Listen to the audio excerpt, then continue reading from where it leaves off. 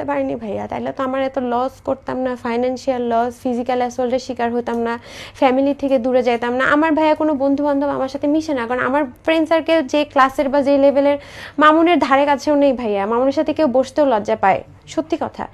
আমি এক জায়গায় বসবো, কফি খাবো, আমার ফ্রেন্ডরা লজ্জা পায় যে এই ছেলে কেন আসছে, এই ছেলে তো ভালো করে একটা বিহেভিয়ারে করতে পারে না। মানুষের, আপনি টাকা পয়সার বাদ দেন, মানুষের ব্যবহারটাই তো মেন, ওর তো সেটাই নাই। হজ করতে গেল তখন তো আপনার সাথে বিবাহ করার পর না? না, বিবাহ করার আগে তখনই আমার ওর সাথে সম্পর্ক বিচ্ছিন্ন ছিল। তখন ও বিভিন্ন মেয়েদের সাথে বিভিন্ন কিছু করে আমার কাছে ধরা খায়।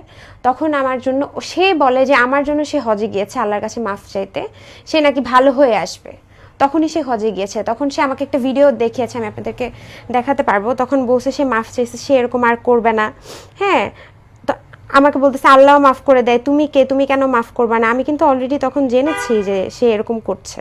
ভাই আমার লাইফ ফ্রিক্স, বুঝছেন? ও যে কোনো মুহূর্তে আমাকে মেরেও ফেলতে পারে। আমি জানি না আপনাদেরকে এগুলো বলার পরে আমার লাইফে কি হবে। ও খুবই ডেসপারেট একটা ছিল। দেখেন এখানে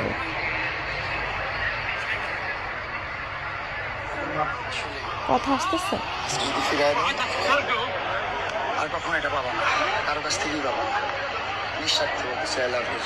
তো সে যখন এগুলা ভিডিও করছে, আমি ভাই আসলে মানুষ তো, আমার মনে হয়েছে যে কাবা ঘরের সামনে গিয়ে একটা মানুষ যদি এরকম বলে যে সবারই লাইফে সেকেন্ড চান্স পাওয়া উচিত ভাইয়া, সে চেঞ্জ হবে হয়তো বা, সে হয়তো পরিবর্তন হবে। আমারও বিয়ে হয়েছে ভাইয়া আগে, আমিও তো সেকেন্ড চান্স নিয়েছি, আমিও ভালো হওয়ার চেষ্টা করেছি, আমিও চেষ্টা করেছি লাইফে সুন্দর করে মুভ অন করে সংসার করার। আমি ভেবেছি যে সেও হয়তো বা করবে, সে হয়তো বা, মানে সে আমাকে যেভাবে বুঝেছে যে সে একটা ম্যানিপুলেশনের শিকার, সে একটা রিলেশনশিপ, সে যেভাবে ভিকটিম প্লে করেছে, আমি তার কথা বিশ্বাস করেছি।